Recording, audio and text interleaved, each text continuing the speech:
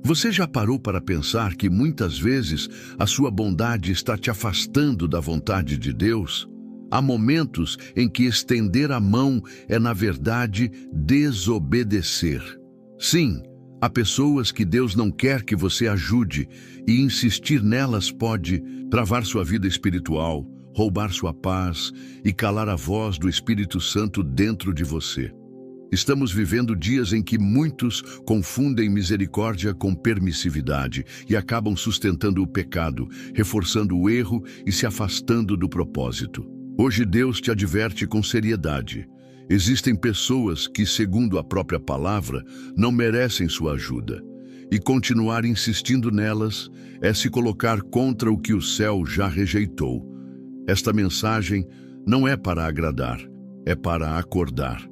Prepare seu coração, porque aquilo que você vai ouvir pode mudar radicalmente sua maneira de amar, servir e decidir. Primeiro tipo de pessoa: aquele que recusa a correção. Provérbios 9:8, 13:18. A Bíblia não nos chama para salvar todo mundo a qualquer custo, nem para insistir com aqueles que já deixaram claro que não querem mudar. Há uma diferença espiritual muito séria entre o pecador arrependido e o rebelde que recusa a correção. O primeiro chora diante de Deus, clama por misericórdia, deseja ser restaurado. O segundo fecha o coração, rejeita conselhos, despreza repreensões e se endurece cada vez mais na sua teimosia. E é exatamente sobre esse segundo tipo de pessoa que o Espírito Santo nos alerta hoje. Aquele que rejeita toda forma de correção. Provérbios 9:8 declara com clareza cortante: não repreendas o escarnecedor, para que não te aborreça, repreende o sábio e ele te amará.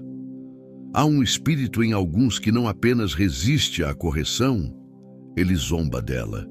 Eles não suportam ouvir a verdade e, ao serem confrontados, não se arrependem, se irritam, eles não se quebrantam, se levantam contra. E sabe o que acontece com quem insiste em ajudar esse tipo de pessoa? Vai sendo sugado, ferido, contaminado pela amargura e, muitas vezes, afastado do seu próprio propósito por tentar salvar quem não quer ser salvo. Há pessoas que não querem Deus, querem os benefícios, não querem arrependimento, querem o alívio, não querem transformação, querem controle. E quando você se aproxima com sinceridade, com amor, com zelo e temor para confrontar algo errado, elas se voltam contra você com desprezo, ironia ou até perseguição. É aí que muitos caem. Continuam tentando abraçar quem já se mostrou um escarnecedor, continuam socorrendo quem despreza a voz de Deus. E, sem perceber, acabam se afastando da luz, tentando resgatar quem ama as trevas. Existem filhos que não escutam mais os pais. Existem cônjuges que rejeitam toda exortação. Existem amigos que zombam de tudo o que é santo. E ainda assim, muitos insistem em continuar ajudando, dando apoio, dinheiro, tempo e até oração. Mas escute. Não se ora por escarnecedor como se ora por arrependido. Não se caminha com quem recusa a correção, como se caminha com quem luta para ser transformado. Quem rejeita a correção não está apenas em erro, está em rebelião. E ajudar alguém em rebelião é se aliar contra o próprio Deus. Provérbios 13:18 reforça esse princípio. Pobreza e afronta virão ao que rejeita a instrução, mas o que guarda a repreensão será honrado. Aqui não se trata apenas de uma consequência social, mas espiritual. Quem despreza a voz de correção de Deus e dos servos fiéis será humilhado. Vai colher ruína, vai experimentar a desonra. E você não tem o poder de evitar isso. Você pode até tentar aliviar, mas não pode impedir o que Deus já determinou. Muitos estão tentando segurar vidas que Deus já entregou à disciplina. Muitos estão tentando proteger quem está sendo tratado com vara. E sabe qual é o resultado? Perda, cansaço, tristeza, porque a ajuda que você oferece é contrária àquilo que o céu está fazendo. A correção é uma das expressões mais poderosas do amor de Deus. Hebreus 12 diz que o Senhor corrige a quem ama e açoita a todo filho a quem recebe. Então, quando alguém rejeita a correção, não está apenas ignorando um conselho, está rejeitando o próprio amor de Deus. E como podemos continuar ajudando alguém que rejeita o amor do Pai? Como podemos persistir tentando resgatar quem se agarra ao orgulho como um escudo e trata toda advertência como ataque? É aqui que muitos estão tropeçando, tentando exercer misericórdia onde já se faz necessário o juízo. A verdade é que há momentos em que se afastar é obedecer. Há pessoas que só vão começar a repensar a vida quando sentirem o peso do abandono daqueles que tanto insistiram. Às vezes, é o silêncio que fala mais alto. Às vezes, é a distância que desperta a consciência. E isso não é falta de amor. Isso é sabedoria espiritual. Jesus não correu atrás de Herodes. Ele não explicou nada aos zombadores na cruz. Ele ficou em silêncio diante de Pilatos, porque há um ponto em que a palavra já foi dita, o alerta já foi dado e o coração da pessoa decidiu resistir, insistir. Além disso, é falta de discernimento. Em nossos dias, a cultura ensina que amar é aceitar tudo, que ajudar é nunca desistir, que misericórdia é ignorar o pecado. Mas o Evangelho de Cristo nos mostra outra realidade. O verdadeiro amor confronta. A verdadeira ajuda liberta e não acorrenta. A verdadeira misericórdia aponta para o arrependimento e não alimenta a rebeldia. Quando você ajuda alguém que odeia ser corrigido, você está plantando sementes no deserto. E pior, corre o risco de ser esmagado pela rejeição e pela dureza de coração daquele que não quer ser transformado. Há um peso espiritual em conviver com quem recusa correção. Aos poucos, você vai se cansando, vai se desanimando, vai sendo contaminado com a incredulidade, com a murmuração, com a resistência. Sua vida de oração começa a esfriar. Sua disposição para obedecer começa a vacilar. E tudo porque você está tentando carregar alguém que despreza tudo aquilo que te fortalece. Hoje, o Espírito Santo te chama para uma escolha. Você vai continuar insistindo em ajudar quem despreza a correção, ou vai se posicionar ao lado da verdade? Vai permitir que o falso amor te escravize a relacionamentos que Deus já te pediu para soltar? Ou vai confiar que Ele sabe como tratar aqueles que resistem? Sua missão não é salvar todo mundo, é obedecer a Deus em tudo. Se a pessoa não ouve mais ninguém, se já deixou claro que despreza toda forma de instrução, se reage com ira quando é confrontada, talvez não seja mais o tempo de ajudar. Talvez seja o tempo de deixar Deus agir. E quando você solta, Deus segura. Quando você recua, Deus avança. E quando você para de tentar salvar, Deus começa a tratar. Essa é a verdade que liberta. Nem toda ajuda vem de Deus, e nem toda recusa é falta de amor. Às vezes, recusar ajudar é o maior ato de temor que você pode demonstrar. E o céu respeita quem respeita a voz do Espírito. Segundo tipo de pessoa, o preguiçoso que se recusa a trabalhar, Provérbios 6, 11, 2 Tessalonicenses 3:10. Há um tipo de pessoa que muitos confundem com fragilidade, mas que, aos olhos de Deus, está mergulhada em pecado. E esse pecado se chama preguiça. Não se trata de falta de capacidade, nem de ausência de oportunidades. Trata-se de uma escolha espiritual. A escolha de não se levantar, de não se esforçar, de não cumprir seu papel com dignidade diante do Senhor. A Bíblia não apenas condena a preguiça, ela denuncia suas consequências como ruína certa para a alma e para a vida. E o erro grave de muitos cristãos hoje é continuar sustentando esse comportamento com a capa de ajuda, quando, na verdade, estão alimentando a desobediência. Em Provérbios 6, 11, A palavra de Deus usa a imagem da formiga para confrontar o coração preguiçoso. Ali está escrito: vai ter com a formiga, ó preguiçoso, olha para os seus caminhos e sê sábio. Deus está dizendo: observe, aprenda, desperte. A formiga não tem chefe, nem comandante, nem supervisor, mas mesmo assim trabalha, planeja, guarda provisão. Ela age com zelo, responsabilidade e sabedoria. E o preguiçoso dorme, procrastina, arranja desculpas, reclama da vida, mas se recusa a se mover. E o que o versículo diz em seguida é um alerta forte: assim sobrevirá a tua pobreza como um ladrão, e a tua necessidade como um homem armado. Não é apenas uma consequência natural, é um juízo que chega de forma inesperada e destruidora. Mas o problema não é só de quem está na preguiça, é também de quem a financia. Porque existe um tipo de ajuda que Deus não aprova. Aquela que substitui o esforço do outro, que encobre o pecado em vez de confrontar, que alimenta a zona de conforto enquanto a alma se deteriora. Há muitos hoje que estão empobrecendo espiritualmente porque decidiram sustentar a preguiça de outros. Estão sobrecarregados, endividados, emocionalmente esgotados, não porque amam demais, mas porque não sabem mais discernir onde termina a compaixão e onde começa a conivência. A palavra é direta também em 2 Tessalonicenses 3:10. Se alguém não quiser trabalhar, também não coma. Veja, não é sobre quem não pode trabalhar, mas quem não quer.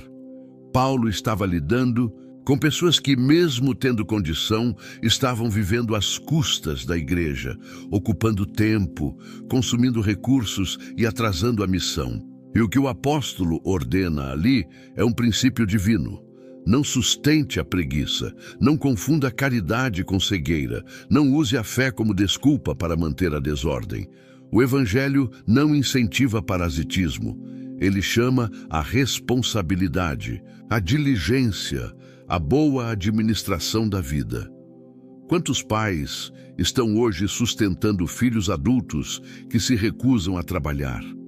Quantos líderes estão encobrindo membros que se acomodaram no ministério e vivem dependentes dos outros? Quantas esposas estão carregando o fardo emocional e financeiro de maridos que se entregaram à inércia, não por doença ou dificuldade, mas por egoísmo e desobediência? E sabe o que está por trás disso tudo? Uma mentalidade que desonra o mandamento bíblico de cultivar e guardar. Desde o Éden, Deus estabeleceu o princípio do trabalho como parte da bênção, não como maldição. O suor do rosto é sagrado, o esforço é digno, o cansaço é honrado. Mas o preguiçoso quer o fruto sem plantar, quer a colheita sem semear, quer a honra sem sacrifício. E quando alguém se recusa a trabalhar, está dizendo a Deus: eu não preciso da tua ordem. Está desafiando o princípio divino de responsabilidade. E mais do que isso, está usando os outros como escudo, porque o preguiçoso nunca anda sozinho. Ele sempre encontra alguém que aceite carregá-lo. Sempre há uma alma bem intencionada, mas espiritualmente despreparada, disposta a alimentar o que Deus está querendo corrigir. E é aqui que muitos perdem a bênção, porque se cansam tentando levantar quem Deus já está tratando com escassez. A falta de diligência não é apenas um problema prático, é um pecado espiritual. É um sinal de desprezo pela mordomia que Deus confiou. É um sintoma de orgulho disfarçado de fragilidade.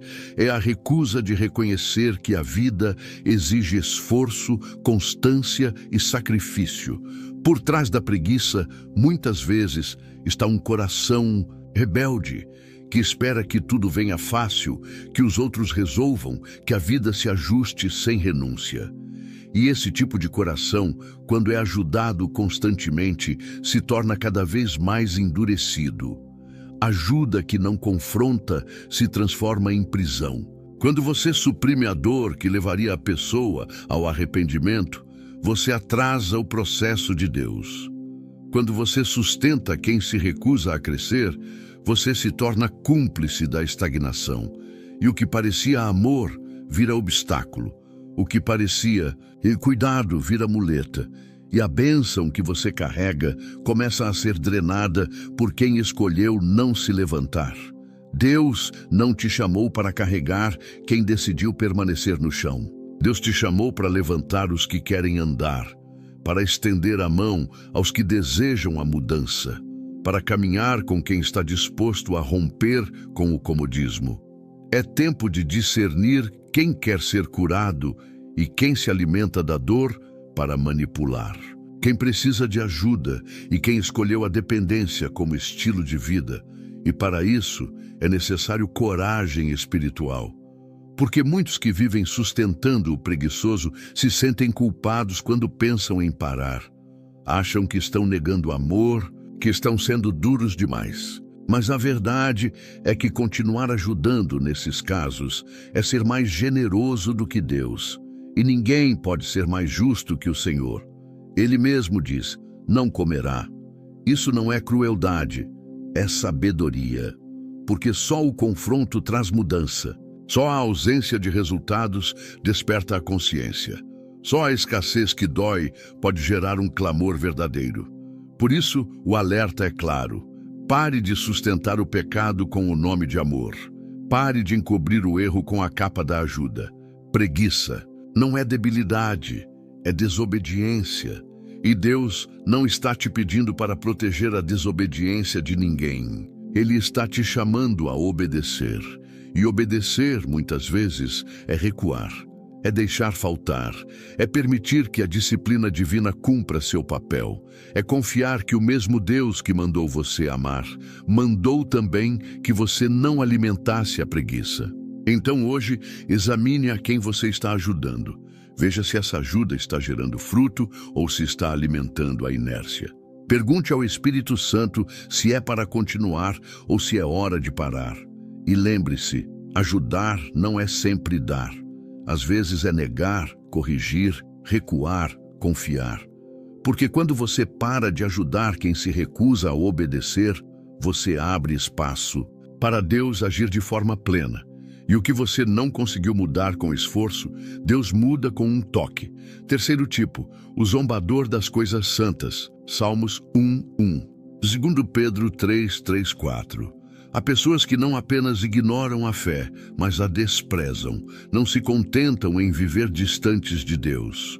Elas zombam abertamente daquilo que é santo, ridicularizam a oração, fazem piada da Bíblia, debocham dos servos fiéis e tratam o nome de Jesus como algo banal. E o mais preocupante é que muitos cristãos, por medo de parecerem intolerantes, continuam ajudando, caminhando e até abrindo o coração para pessoas assim, como se a zombaria fosse apenas uma diferença de opinião.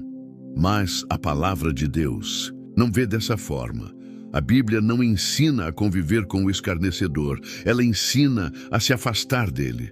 Em Salmos 1:1 está escrito: Bem-aventurado o homem que não anda segundo o conselho dos ímpios, não se detém no caminho dos pecadores, nem se assenta na roda dos escarnecedores. Essa é uma advertência direta.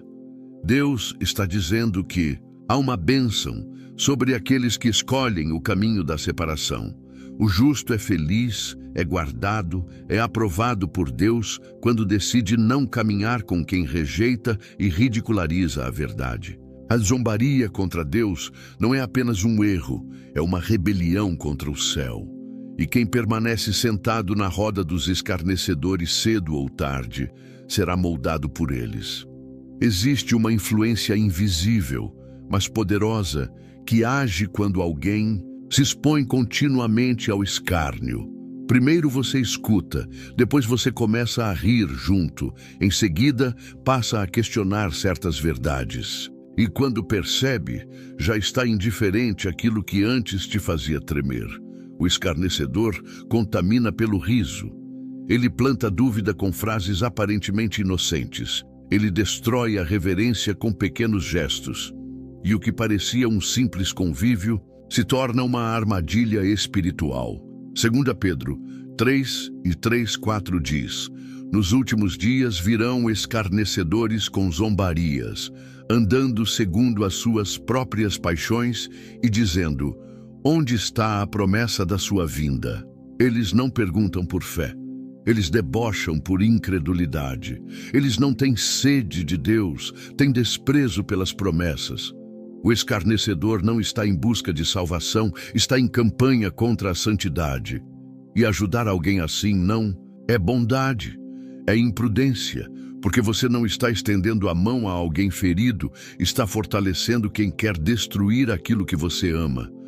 Muitos cristãos hoje confundem amor com tolerância indiscriminada. Pensam que para demonstrar o caráter de Cristo precisam aceitar todas as vozes, todas as conversas, todas as companhias. Mas Jesus nunca sentou à mesa com zombadores para ouvir o que eles pensavam sobre Deus. Ele se aproximava dos pecadores arrependidos, dos sedentos, dos quebrantados. Ele nunca buscou convencer quem já havia decidido desprezar a verdade. E nós também precisamos entender essa diferença. Ajuda não pode ser transformada em aliança com a escuridão.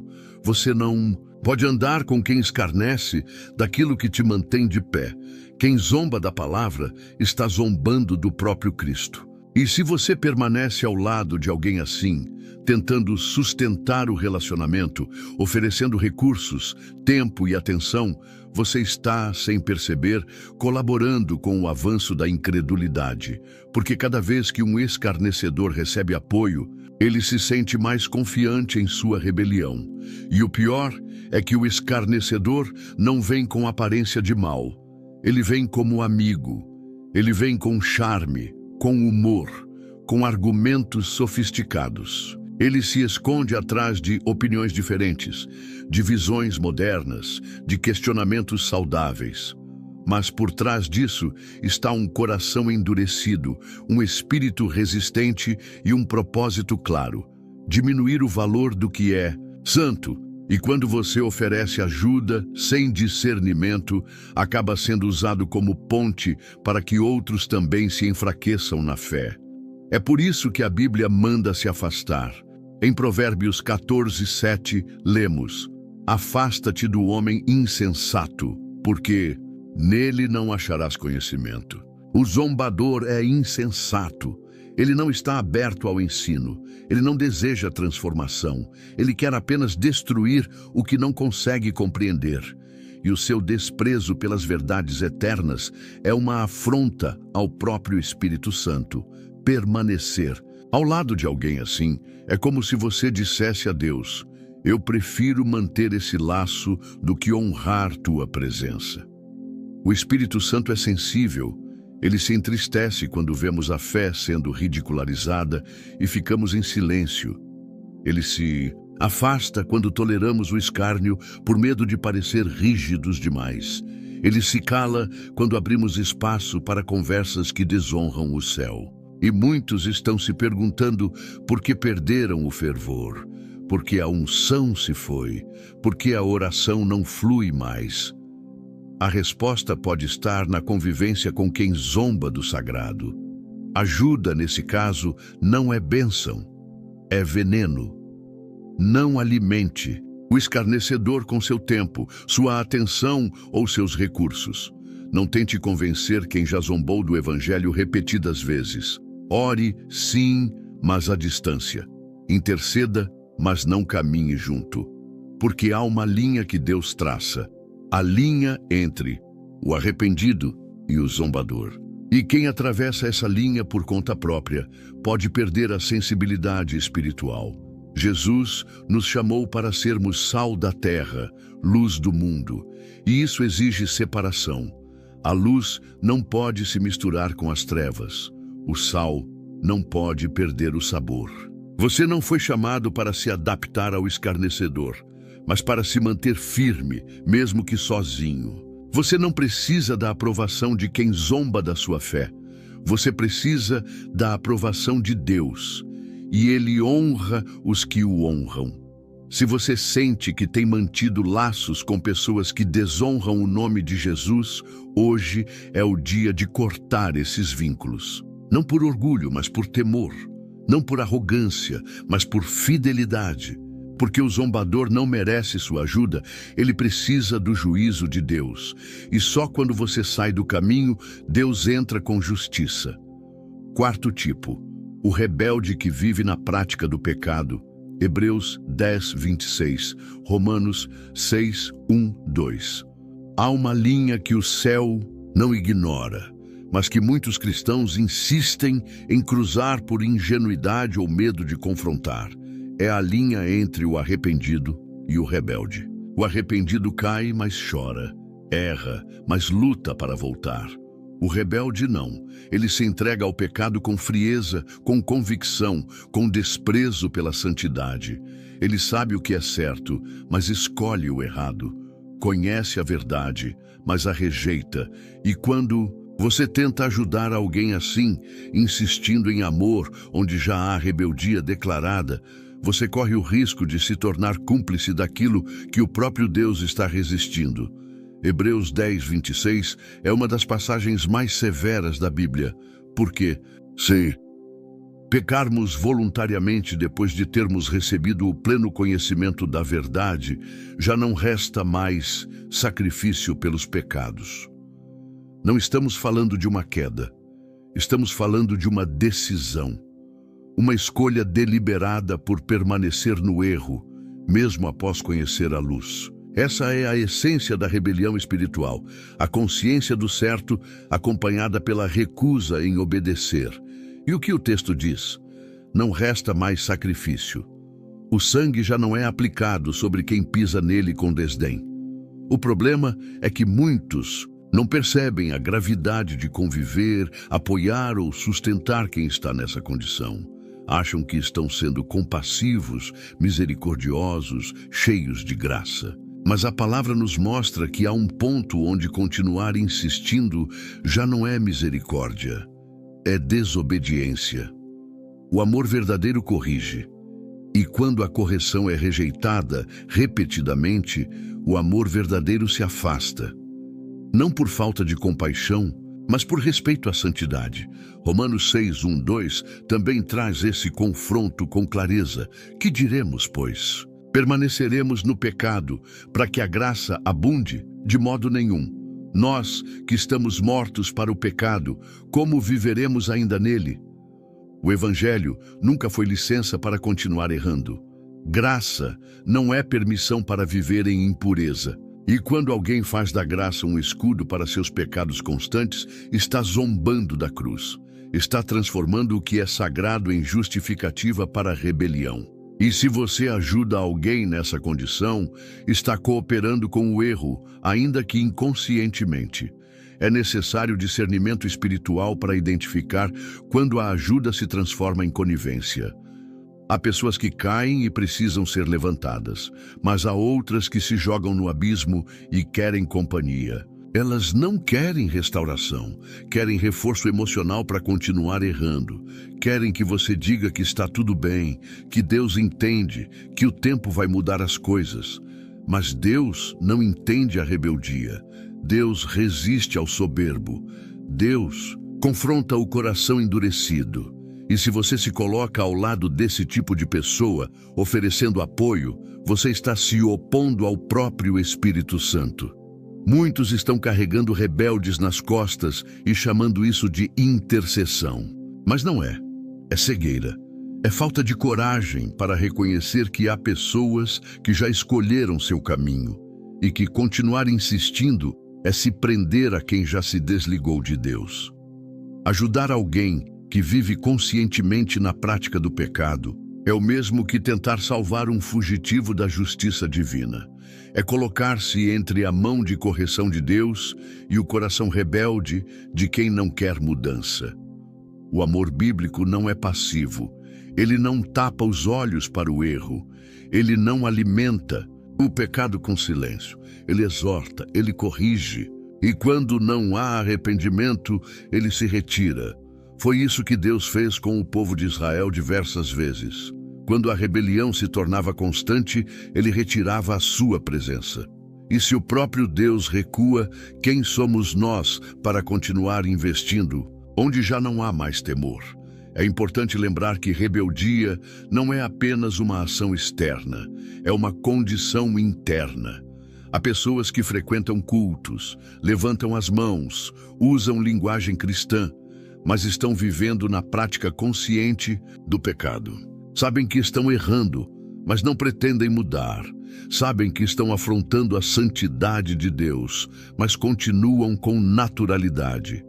E quando alguém os confronta, se justificam com argumentos humanos.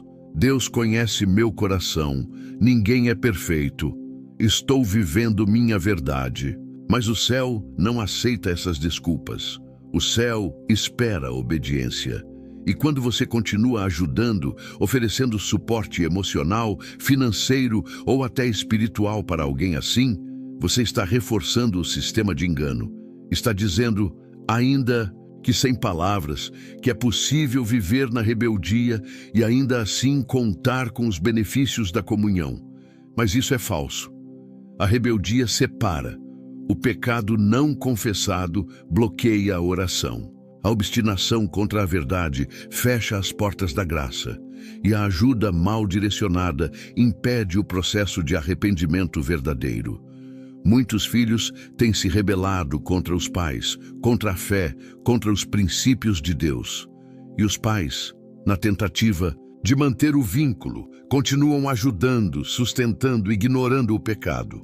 Mas isso não cura, só prolonga o ciclo de destruição. Há maridos vivendo em adultério, esposas mergulhadas em práticas ocultas, familiares entregues ao vício e ainda assim recebem apoio como se nada estivesse acontecendo. Isso não é amor, é falta de posicionamento espiritual. A Bíblia é clara. Se o justo se desviar da sua justiça e fizer segundo todas as abominações que o ímpio faz, viverá? Não viverá. Todas as suas justiças que tiver feito não serão lembradas. Ezequiel 18:24. Não se brinca com a santidade de Deus. E ajudar alguém que está zombando dessa santidade com sua vida é um erro grave. O chamado de hoje é para discernir. O Espírito Santo está nos ensinando a separar o quebrantado do obstinado, o pecador arrependido do rebelde disfarçado. Não há salvação onde não há rendição, e não há libertação onde não há verdade. Se alguém não deseja se render, não merece sua ajuda, ore sim, interceda sim, mas recuse ser cúmplice. Recuse ser o apoio de quem despreza a cruz. Porque Deus não tolera a rebelião, e nós também não devemos tolerar. Quem se recusa a deixar o pecado consciente está em guerra contra o céu. E o lugar do cristão não é entre os rebeldes, mas entre os fiéis. Escolha de que lado você está, porque ajudar o rebelde é desobedecer ao Deus Santo que nos chamou para a verdade. Quinto tipo, o manipulador que se aproveita da sua bondade. Mateus 10:16, Provérbios 14:15. Há um tipo de pessoa que não está apenas em sofrimento, mas que aprendeu a viver do sofrimento dos outros. Não quer cura, quer atenção, não quer transformação, quer controle.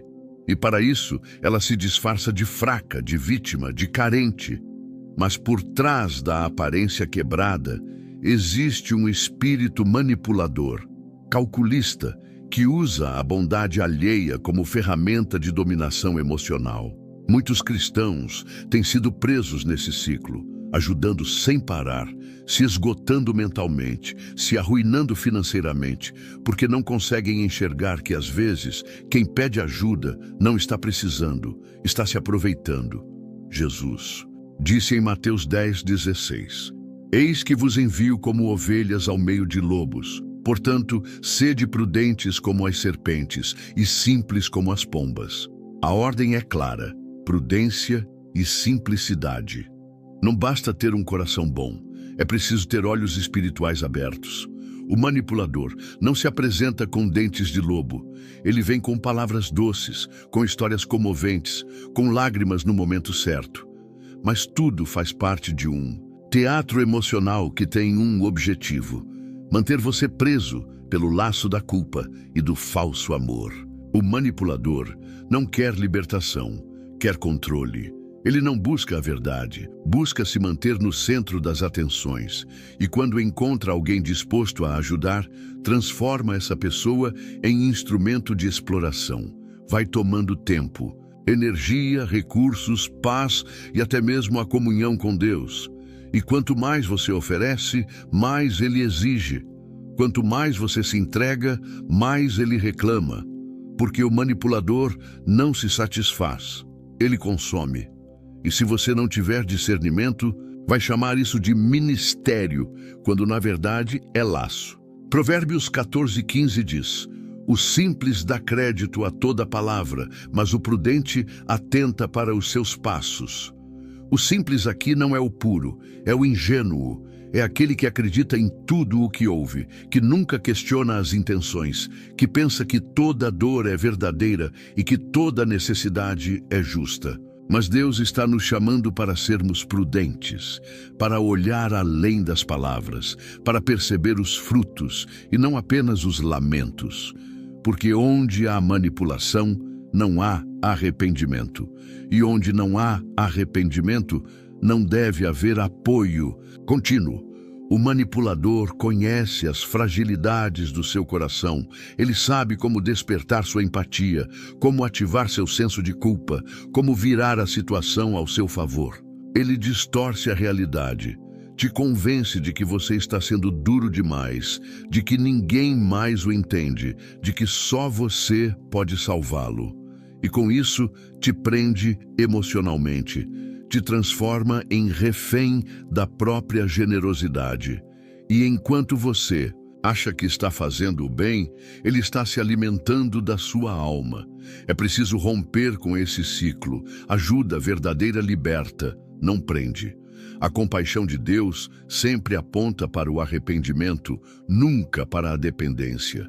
Quando sua ajuda se torna permanente, sem frutos de mudança, sem sinais de transformação, sem resposta espiritual, é hora de perguntar: será que estou ajudando ou estou sendo usado? Porque quando você alimenta a manipulação, você também está sendo corrompido por ela. Seu discernimento vai sendo sufocado, sua fé vai sendo drenada e a sua identidade espiritual começa a se confundir com a identidade do outro. Há muitos cristãos cansados, esgotados, frustrados, não por falta de fé, mas por excesso de ajuda mal direcionada.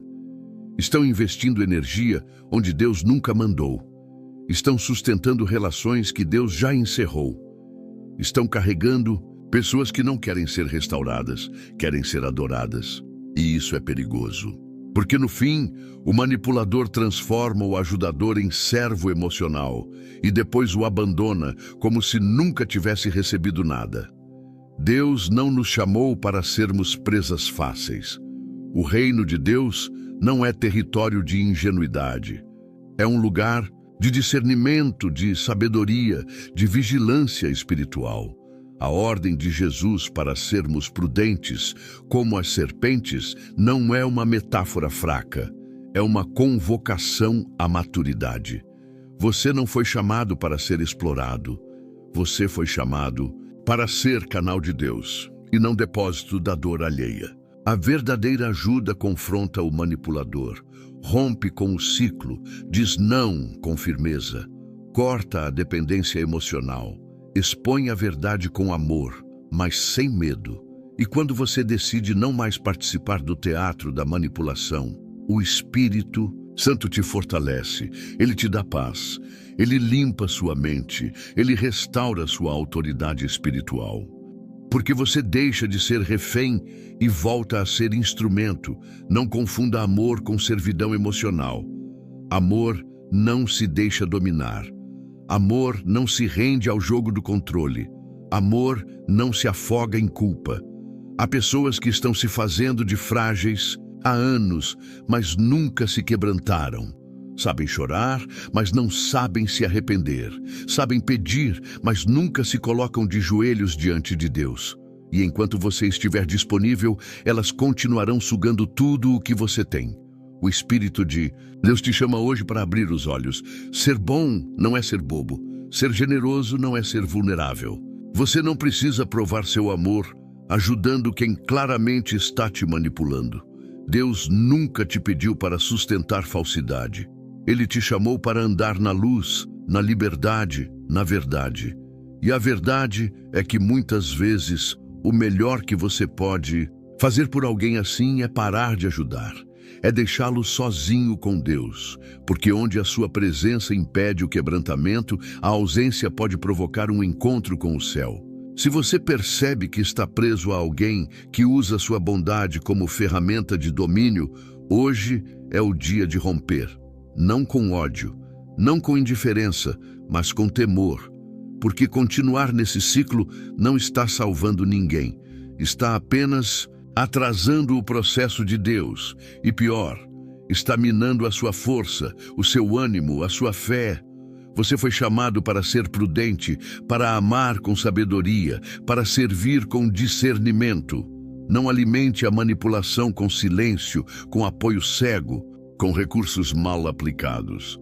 Diga a verdade, coloque limites. Confie que Deus é mais do que capaz de tratar quem tenta controlar os outros com lástimas e chantagens. E quando você se posiciona, o céu se move. Porque Deus honra quem caminha com olhos abertos e coração limpo. Essa é a hora de escolher. Você vai continuar sendo explorado por quem se faz de fraco ou vai obedecer à voz de Deus que te chama a ser prudente, firme e verdadeiro?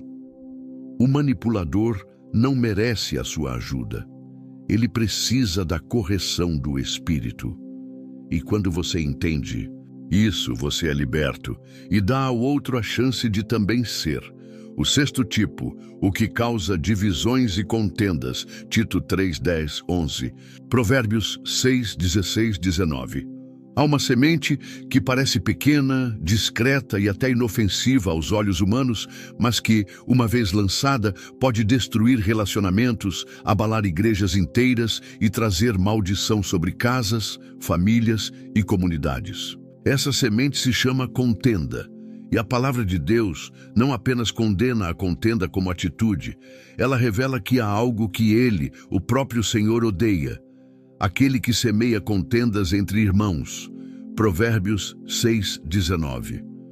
É uma afirmação forte, Deus odeia. E se Deus odeia, nós também devemos rejeitar com firmeza qualquer forma de divisão que venha disfarçada de conversa, de opinião, de preocupação ou de liberdade de expressão. O contencioso não se apresenta com espada. Ele chega com palavras. Ele não destrói de imediato, ele insinua. Cria dúvidas, planta suspeitas, semeia desconfiança entre irmãos, líderes, amigos, casais, pais e filhos. Ele nunca ataca diretamente. Prefere o sussurro. Nunca se mostra como inimigo. Prefere parecer aliado. Mas sua marca está nos rastros que deixa. Onde passa, amizades se rompem, famílias se enfraquecem, igrejas se dividem, ministérios param. E o mais perigoso é que por trás dessa atuação sutil há um espírito demoníaco operando com astúcia, desejando destruir tudo o que Deus está construindo. Tito 3, 10, 11 nos ensina algo essencial. Evita o homem faccioso, depois de admoestá-lo primeira e segunda vez, sabendo que esse tal está pervertido e vive pecando e por si mesmo está condenado. Veja a seriedade desse texto. Deus não manda insistir, não manda tolerar, manda evitar. Depois da segunda advertência, a ordem é clara: afaste-se, porque quem insiste em causar divisão já se entregou a um pecado que contamina e condena. Ele não é apenas alguém em conflito, é um perigo ativo para a saúde espiritual de todos à sua volta. Ajudar esse tipo de pessoa é fomentar a obra do inimigo. É ser instrumento de confusão, é colocar combustível no incêndio que Satanás está tentando espalhar. E muitas vezes isso acontece dentro da própria casa. Um irmão que vive colocando um contra o outro. Um parente que se infiltra entre marido e mulher para semear ciúmes, mágoas, julgamentos. Um membro da igreja que vive questionando líderes pelas costas, minando a confiança da comunidade, abrindo espaço para fofocas e críticas destrutivas. E o mais alarmante, muitos continuam ajudando essas pessoas, oferecendo apoio emocional, validando suas queixas, ouvindo suas palavras, como se fosse apenas desabafo. Mas não é desabafo, é semente de divisão. A contenda começa com conversas aparentemente inofensivas. Palavras ditas com ar de piedade, de zelo, de preocupação. Mas no fundo, são palavras carregadas de julgamento, de veneno, de rejeição, disfarçada de opinião. O contencioso não vem para resolver, vem para corroer. Ele não busca paz, busca domínio. Seu objetivo não é restaurar, é enfraquecer. E quando você dá ouvidos a esse tipo de pessoa, está abrindo as portas da sua alma para o espírito de divisão.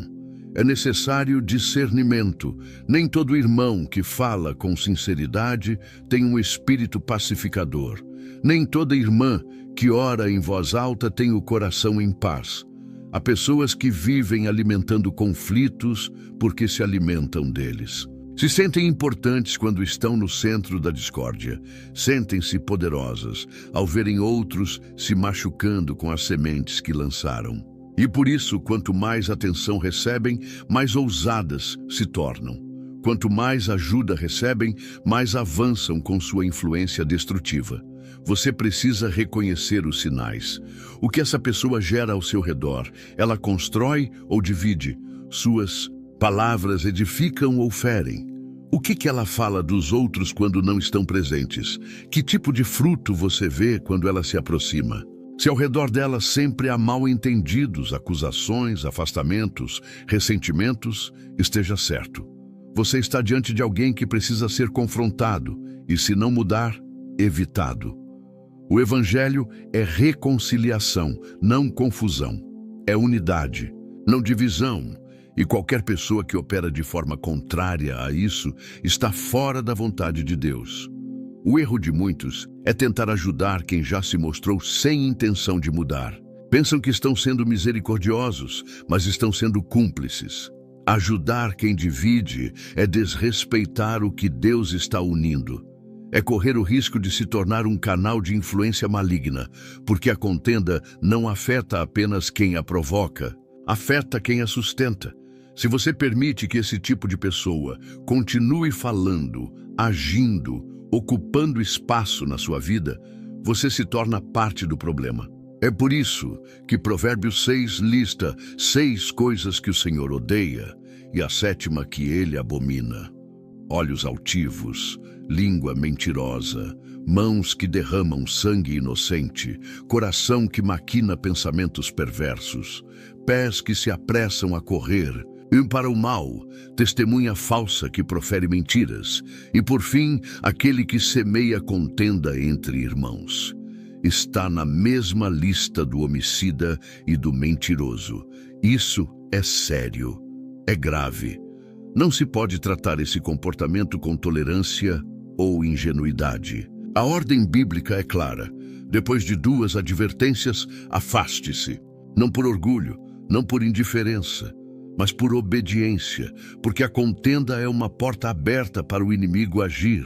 E se você se aproxima demais de quem insiste nesse caminho, cedo ou tarde você também será ferido. O que começa como empatia termina em contaminação. O que começa como tentativa de pacificação termina em exaustão espiritual. Deus quer que você viva em paz, mas essa paz exige separação de tudo aquilo que insiste em causar divisão. Você não precisa se justificar, não precisa discutir, não precisa provar nada, apenas se afaste e ore. Interceda de longe, mas não caminhe junto. Não financie emocionalmente quem não tem compromisso com a unidade. A igreja é um corpo. A família é um projeto divino. Qualquer pessoa que ameaça essa unidade está trabalhando contra o céu.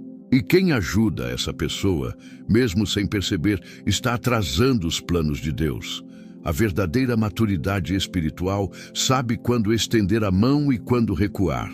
Sabe quando insistir e quando cortar. Sabe quando silenciar e quando confrontar. Ajudar quem causa divisão é dar força para que o caos continue. Mas se afastar é dar espaço para que o Espírito Santo trate, corrija e, se for da vontade dele, restaure. Você não é responsável pela mudança de quem insiste no erro. Você é responsável por proteger a paz que Deus te confiou. E essa paz vale mais do que qualquer laço com quem não quer caminhar na verdade. O sétimo tipo, o ingrato que nunca reconhece o bem. Lucas 17, 17, 18, 2 Timóteo 3, 2. Existem pessoas que você ajuda 1, 2, 10 vezes e nunca recebem com gratidão. Nunca reconhecem o que foi feito, nunca retribuem com uma palavra de honra, um gesto de respeito, uma atitude de reconhecimento. E pior, quando você não pode mais ajudar, ainda te acusam. Se tornam frias, distantes, como se tudo que você fez fosse obrigação. A ingratidão não fere apenas, ela seca a alma de quem serve, desgasta o coração de quem ama e pode até apagar a alegria de quem vive para abençoar. Jesus lidou com isso. Em Lucas 17, ele cura 10 leprosos, 10 vidas completamente restauradas, 10 homens marcados pela exclusão, agora livres, mas apenas um voltou. Apenas um se prostrou e agradeceu. E a pergunta de Jesus atravessa o tempo e ecoa ainda hoje. Não foram 10 os curados? Onde estão os 9? Lucas 17, 17. O problema não foi a ausência dos outros, foi a ausência de gratidão, a ausência de honra, a ausência de reconhecimento por algo que nenhum deles poderia ter feito por si mesmos. É sobre isso que precisamos falar. Há pessoas que vivem de receber. Elas exigem, cobram, reclamam, fazem cara feia, manipulam com palavras, mas nunca demonstram gratidão verdadeira. E há quem continue tentando agradá-las, achando que um dia isso vai mudar. Mas a verdade é dura. Quem não é grato, no pouco, não será no muito. Quem não honra o que recebe, não está pronto para o que virá. A gratidão é uma chave espiritual que abre portas no céu. E onde ela não existe, a bênção de Deus não permanece. Em 2 Timóteo 3, 2, Paulo descreve os últimos dias e lista características dos homens nos tempos finais. Egoístas, avarentos, arrogantes, blasfemadores, desobedientes aos pais, ingratos, profanos. Veja a gravidade. A ingratidão está ao lado da arrogância e da blasfêmia. Ou seja, não é uma falha de personalidade, é uma corrupção espiritual. A pessoa ingrata vive como se tudo que recebe fosse obrigação dos outros. Não vê bondade, não vê sacrifício, não enxerga o esforço. E por isso nunca honra, nunca valoriza, nunca se quebranta. É como tentar encher um vaso furado. Você dá e nunca é suficiente. Você ajuda e ela reclama do que faltou. Você se sacrifica e ela exige mais. E o pior, se um dia você disser não, ela se volta contra você. Porque o ingrato não ungiu. Ama, ele se serve. Não se aproxima por honra, se aproxima por interesse. E quando o que você oferece acaba, acaba também a relação. Mas isso não é amizade, nem família, nem irmandade. Isso é abuso disfarçado de convivência. Ajudar alguém com esse tipo de coração, continuamente, é uma forma de fortalecer a deformação espiritual dessa pessoa. Quando você insiste, mesmo sem ver fruto de honra, está permitindo que a ingratidão se sinta confortável. Está dizendo, ainda que sem palavras, pode continuar sendo assim, que eu continuo aqui. Mas o Espírito Santo nos chama à maturidade. Ele nos mostra que gratidão é fruto de caráter, é expressão de temor. E onde não há esse fruto, É hora de parar e refletir. Será que minha ajuda está edificando ou apenas sustentando o ego alheio? Não se trata de esperar retribuições humanas. Se trata de reconhecer os sinais espirituais. Deus ama a honra. Deus responde ao reconhecimento. Deus se manifesta no coração que se dobra com gratidão. E o contrário também é verdade. Onde a gratidão é rejeitada, o espírito se entristece.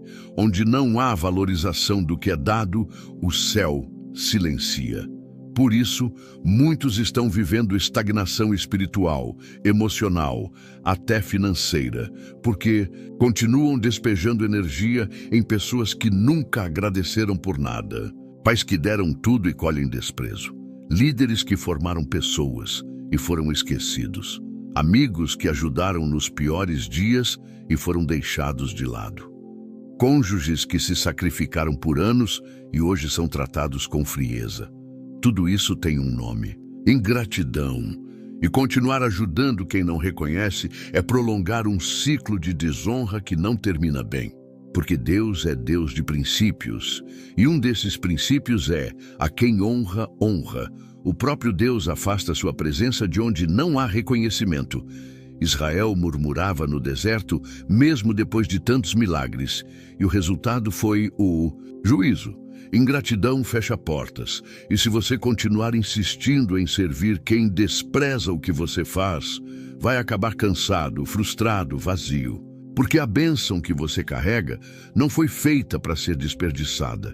Ela precisa ser entregue a quem valoriza, a quem honra, a quem responde com gratidão.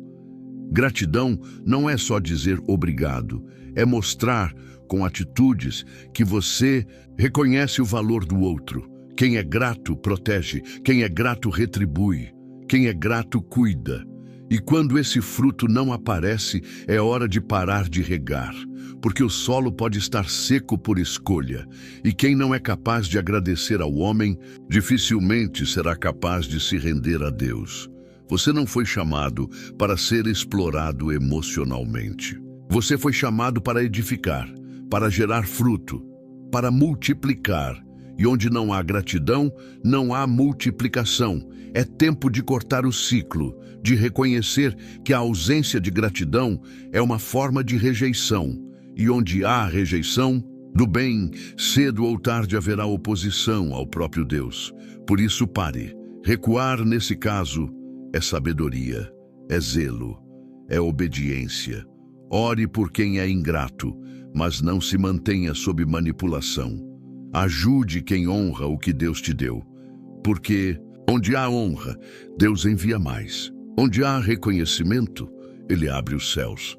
Mas onde há ingratidão, Ele se cala. E você não foi chamado para viver em silêncio espiritual. Foi chamado para fluir, para crescer, para ser canal de bênção em lugares férteis. Deus não espera que você continue entregando pérolas a quem pisa nelas. Ele espera que você aprenda a discernir os corações. A gratidão é sinal de vida espiritual. E onde ela falta, não há como permanecer. Corte com amor, rompa com sabedoria, liberte-se da culpa de insistir em quem não valoriza. E confie. Quando você honra o que carrega, Deus honra quem você é. Que o Senhor te conceda discernimento, sabedoria e coragem para cortar os laços que te esgotam e preservar os que te edificam. Que Ele te livre da manipulação, da ingratidão e da contenda, e te leve a um novo tempo de paz, de honra e de frutos duradouros. Que a bênção de Deus repouse sobre sua casa e que você seja sempre canal de luz onde houver escuridão. Amém.